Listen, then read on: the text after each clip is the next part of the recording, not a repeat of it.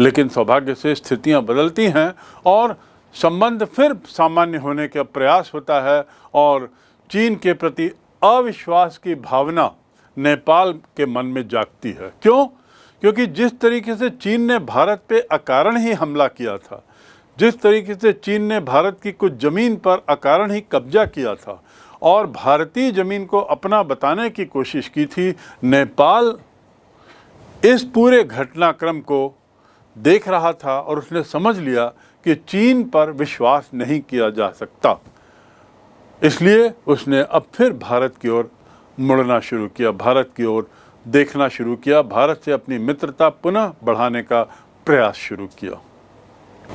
इसी प्रयासों के फलस्वरूप 1962-63 में ही देखिए, नेपाल नरेश जो हैं, जिन्होंने 1960 में बयान दिया था कि भारत हस्तक्षेप कर रहा है उनके आंतरिक मामलों में, अब वो चीन की वास्तविकता को जानने के बाद भारत की ओर झुकते हैं और भारत के 13 दिन की यात्रा में आते हैं। 13-day long day visit to India by the Nepal नरेश ऑफ नेपाल। और इसमें क्या होता है कि चीन नेपाल मार्ग का जो प्रयास चल रहा था, काठमांडू जिसका मैंने जिक्र किया, वह काम बंद कर दिया जाता है। भारत के नेता भी चीन जाते हैं, नेपाल जाते हैं, यात्राएं होती हैं और नेपाल भारत संबंध 1966 आते आते प्रगाढ़ हो जाते हैं। यानी 1957 से 1962 के काल में जो संबंध खराब हो गए थे वे वापस पुनर्स्थापित होते हैं और 1962-63 से 1966 आते आते वापस अच्छे संबंध हो जाते हैं। 1971 में दोनों देशों के मध्य कोसी और गंडक नदी को लेकर समझौता होता है, जो नेपाल की एक बहुत अहम योजना थी। कोसी नदी पर बांध बनाना, गंडक नदी पे बांध बनाना, ये एक बहुत खर्चीली और बहुत अहम योजना थी। और इससे क्या होता है कि दोनों के बीच बहुत निकटता आती है, परंतु चीन इस सब को देखते हुए चुप नहीं था। वो सतत रूप से प्रयास कर रहा था कि नेपाल के मन में भारत के प्रति अविश्वास पैदा किया जाए।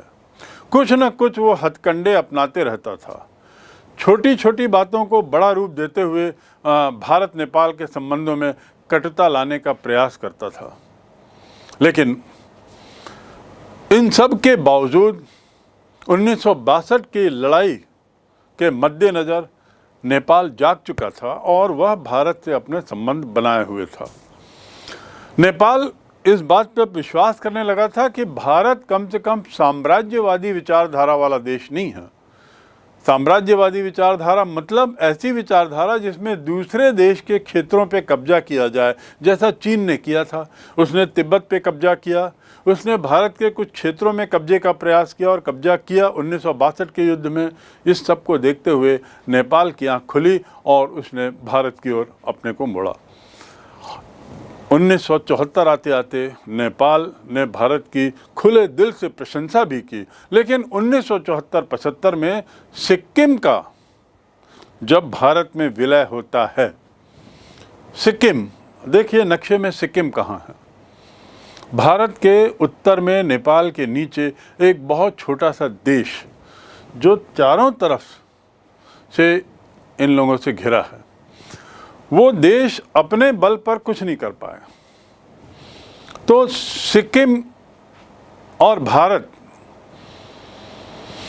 इन दोनों के बीच में एक समझौता होता है जिसके तहत सिक्किम भारत में विलय के लिए अनुरोध करता है, स्वीकार हो जाता है और भारत में विलय हो जाता है। अब ये मामला भारत और सिक्किम के बीच का था, पर इस घटना को चीन और नेपाल थोड़े दूसरे नज़र से देखते हैं।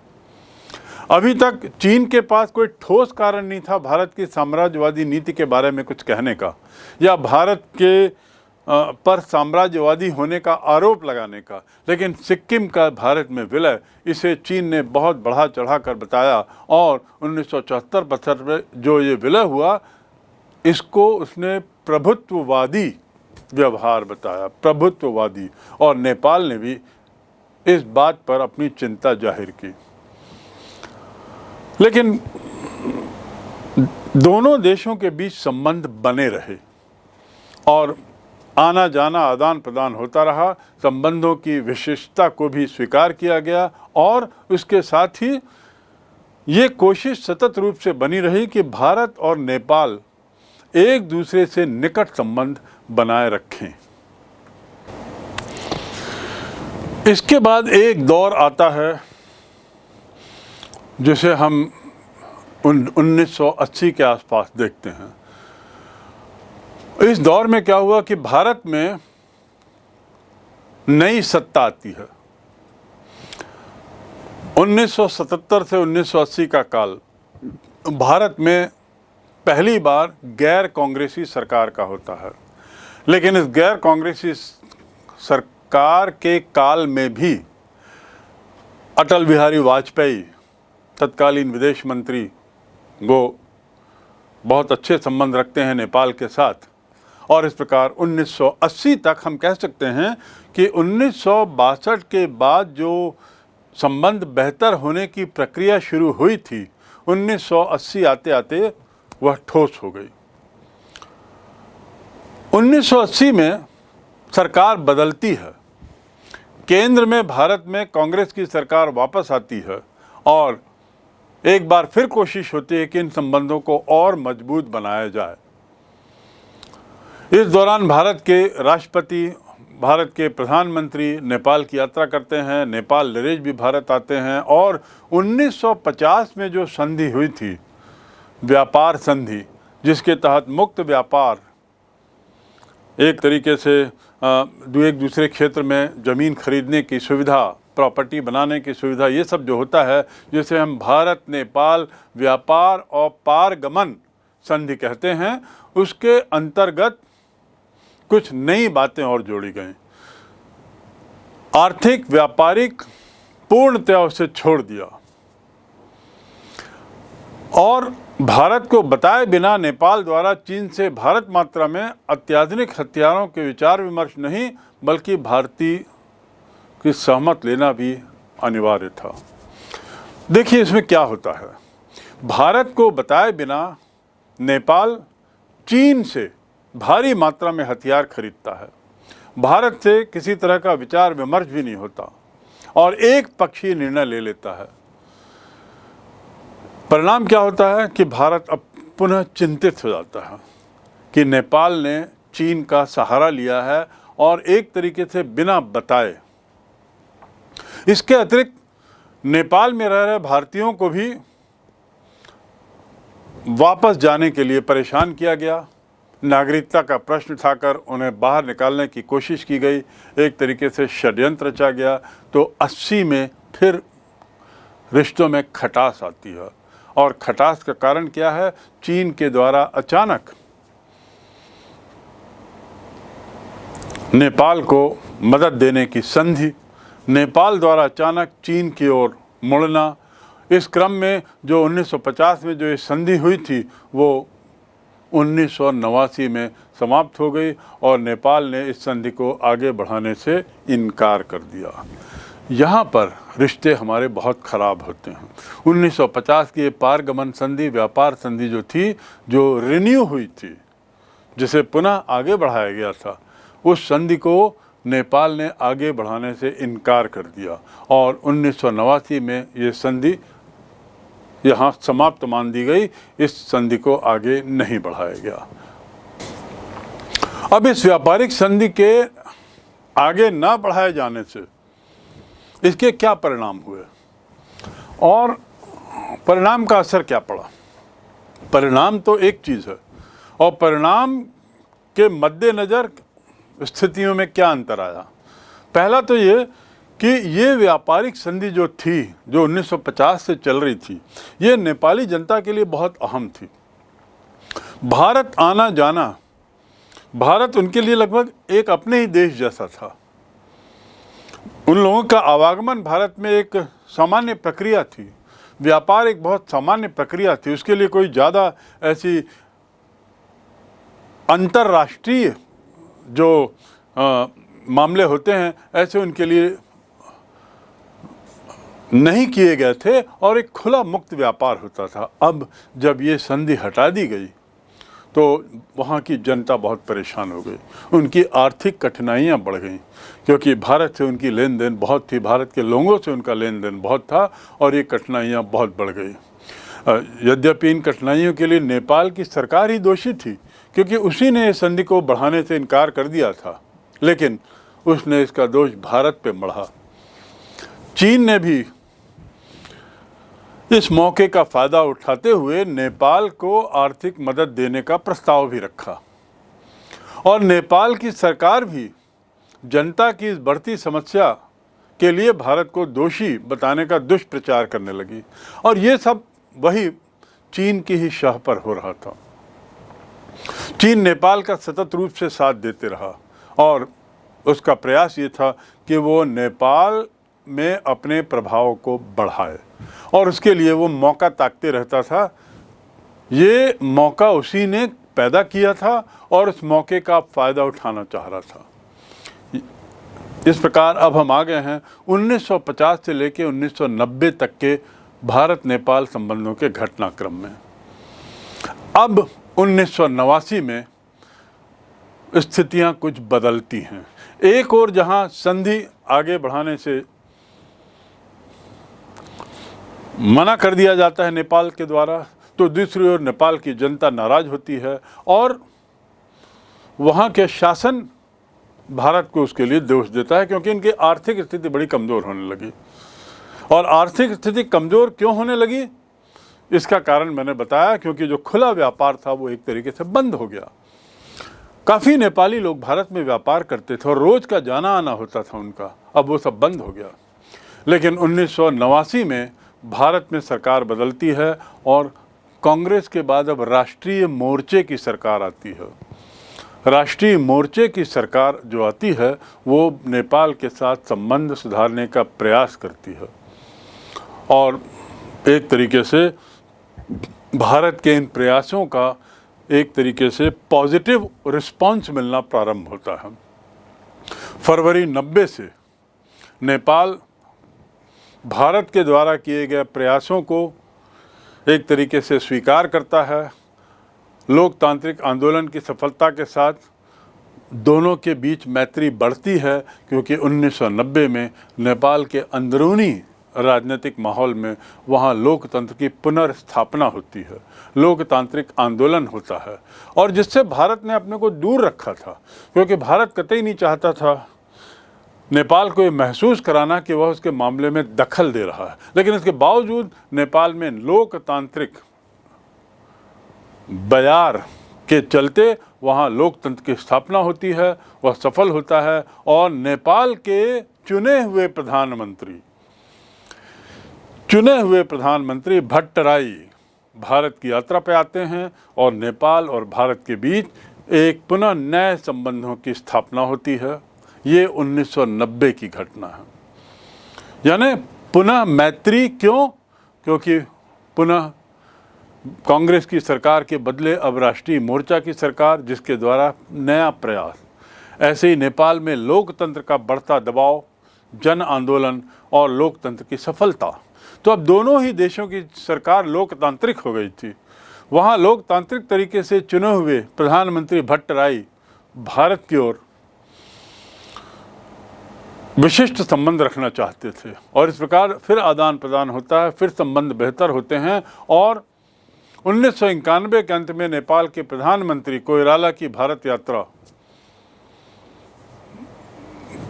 से दोनों के बीच में बहुत गहन संबंध हो जाते हैं। दिसंबर 1991 में दोनों देशों के बीच 5 समझौते होते हैं। दोनों देशों के बीच कितने समझौते? 5 समझौते होते हैं और भारत नेपाल संबंध, पारस्परिक संबंध वापस घनिष्ठ हो चले। ये परिवर्तन क्यों आया? नेपाल में लोकतंत्र आने से, भट्टराई की सरकार और उसके बाद कोइराला की सरकार, नेपाल के प्रधानमंत्री जीपी कोइराला, गिरिजा प्रसाद कोइराला, इनकी सरकार आई और शिखर वार्ता हुई भारत और नेपाल के बीच, दोनों के प्रधानमंत्रियों के बीच, दोनों के प्रमुखों के बीच, और 5 समझौते हुए। इस प्रकार घनिष्ठता का नया दौर प्रारंभ होता है 1992 से। एक और वहाँ लोकतांत्रिक सरकार थी और भारत का लोकतांत्रिक होना नेपाल के लिए, नेपाल की राजनीति के लिए अच्छा संकेत था। पर दूसरी ओर दुर्भाग्य से नेपाल के अंदर की राजनीतिक गतिविधियां वहाँ पे अस्थिरता पैदा कर रही थी, और इस बार की अस्थिरता के लिए भी एक तरीके से चीन या चीनी विचारधारा ही जिम्मेदार थी। चीनी या चीनी विचारधारा से हमारा तात्पर्य क्या है? साम्यवादी विचारधारा। नेपाल में साम्यवादी शासन की स्थापना के समय आशंका होने लगी थी कि इससे भारत नेपाल संबंध खराब हो जाएंगे। 1994 में वहाँ पे साम्यवादी सरकार आती है, लेकिन सौभाग्य से साम्यवादी सरकार के आने के बावजूद भी ये शंका गलत साबित हुई और भारत और नेपाल के संबंध अच्छे बने रहे, मैत्रीपूर्ण रहे, पहले जैसी रहे। 1995-96 में दोनों के बीच में और संधियां हुई और समझौते हुए, और 1996 में नेपाली संसद ने बहुमत से इन समझौतों को स्वीकृति देकर एक सरकारी ठप्पा उसमें लगाया भारत नेपाल के बढ़ते संबंधों पर। वहाँ पे साम्यवादी सरकार के आने से जो ये शंका थी कि शायद इस साम्यवादी विचारधारा का झुकाव चीन की ओर होगा, ये एक तरीके से निर्मूल साबित हुआ। 1998, 1999 में भी यही परिवर्तन वहाँ चलते रहे, लेकिन सरकारें वहाँ की बदलती रहीं, पर उनका झुकाव सतत रूप से भारत की ओर रहा। जीपी सरकार, जीपी कोइराला, गिरिजा प्रसाद कोइराला के नेतृत्व में 2000 के आसपास छठी सरकार आई, छठी बार, यानी 10 वर्ष के काल में देखिए कितनी सरकारें बदली, लेकिन फिर भी हमारे दोनों के संबंध में कोई कड़वाहट नहीं आई है, कोई प्रतिकूल प्रभाव नहीं पड़ा है। और यहाँ ये भी जानना जरूरी है कि नेपाल ने अभी तक भारत के जो आणविक परीक्षण हुए थे, 1998 में भारत ने आणविक परीक्षण किया था, आपको याद होगा, पोखरन में, जहाँ पर 5 परमाणु प्रयोग किए थे उसने, नेपाल ने इस पर कोई प्रतिक्रिया नहीं की।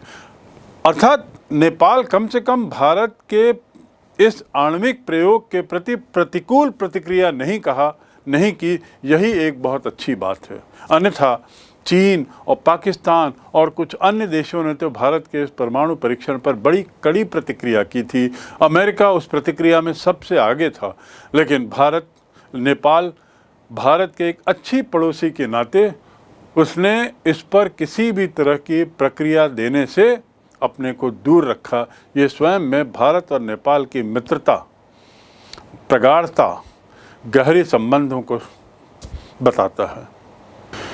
ये वो दौर भी था जब रिश्तों में किसी तरह के उतार होने की स्थिति में, रिश्तों में किसी तरह के खटास होने की स्थिति में नियमित रूप से भारत सरकार और नेपाल सरकार के बीच में संबंध बने रहे। विदेश सचिवों के माध्यम से, वित्त मंत्रालय के अन्य अधिकारियों के माध्यम से, और इस प्रकार जो संबंधों में कभी कभी गतिरोध होता था, उस गतिरोध को रोकने में सफलता मिली। अप्रैल 98 की अवधि में भारत ने तो नेपाल को काफ़ी आर्थिक सहायता देने का वादा किया और अपना व्यापार 346 करोड़ रुपए तक पहुंचाया।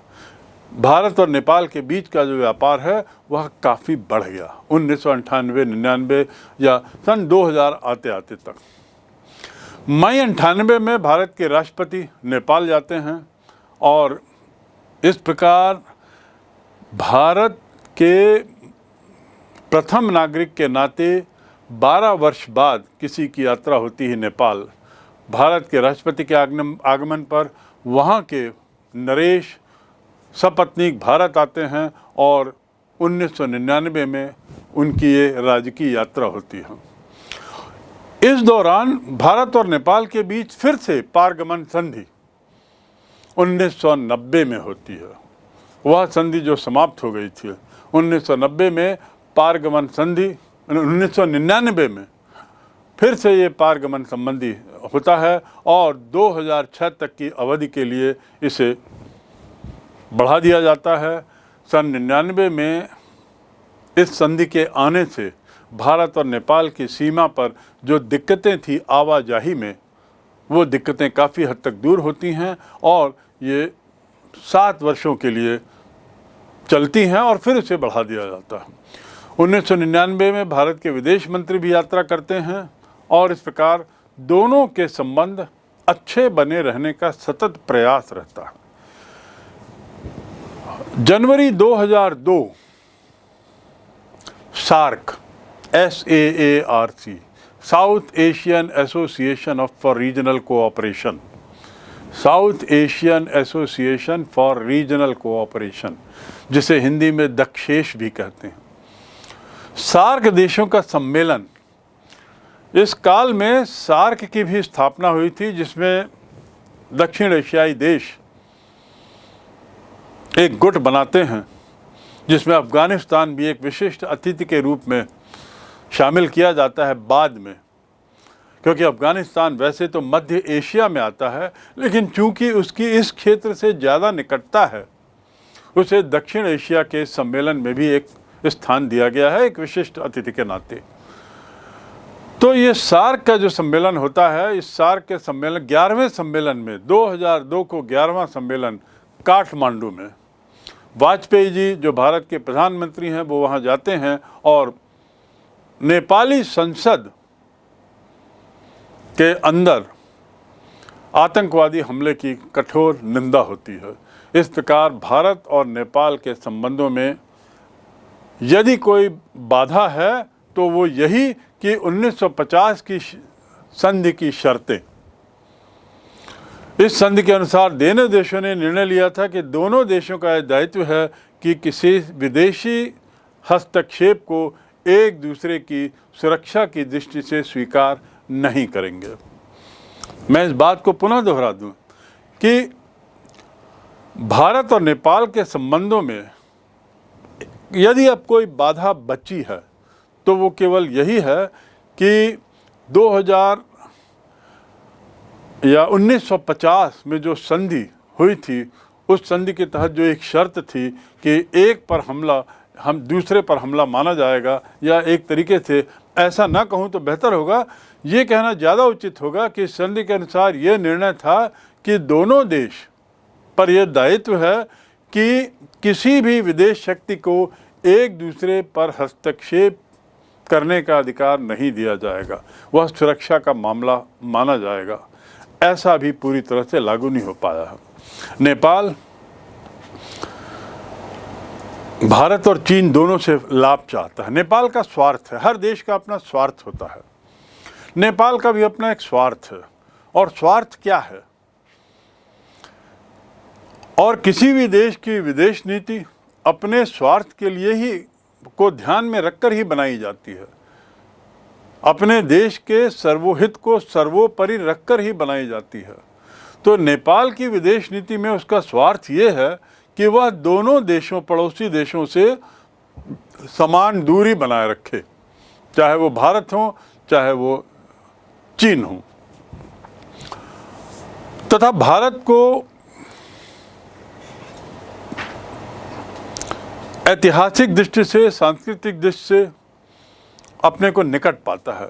लेकिन कभी कभी ऐसे अवसर आए हैं जब भारत पर उसने शंका की है और इसी कारण दोनों में कभी कभी गतिरोध हो जाता है, जो गतिरोध वर्तमान शासन में, वर्तमान केंद्रीय सरकार के काल में ऐसे इन गतिरोधों को भी हटाने का लगातार प्रयास हो रहा है। लेकिन निष्कर्ष ये कि भारत और नेपाल के संबंध 1950 के पूर्व ऐतिहासिक संबंधों के मद्देनज़र, धार्मिक सांस्कृतिक संबंधों के मद्देनज़र 1950 से 1955 तक बहुत अच्छे रहे। 1955-56 तक उसके बाद 56-62 के दौर में थोड़ी सी खटास आई, 62 से 66 और उसके बाद से सतत रूप से उसमें सुधार होता गया और बेहतर संबंध होते गए। लेकिन फिर बीच में एक काल आया जब संबंधों में फिर उतार आया। 1989-90 से अब तक हमारे संबंध नेपाल के साथ अच्छे बने हुए हैं। जहाँ तक भारत और नेपाल के संबंधों की बात है, उन संबंधों में हमेशा चीन की छाया रहती है। यदि संबंधों में उतार है तो उसका कारण चीन रहता है, क्योंकि चीन के लिए भी नेपाल सामरिक महत्व का उतना ही इम्पोर्टेंट देश है जितना वो भारत के लिए है। तो भारत सतत रूप से इस बात के प्रति जागरूक है कि वह नेपाल के साथ मधुर संबंध बनाए रखे और भरसक कोशिश करे कि नेपाल उसके अपने मित्र राष्ट्रों में बना रहे।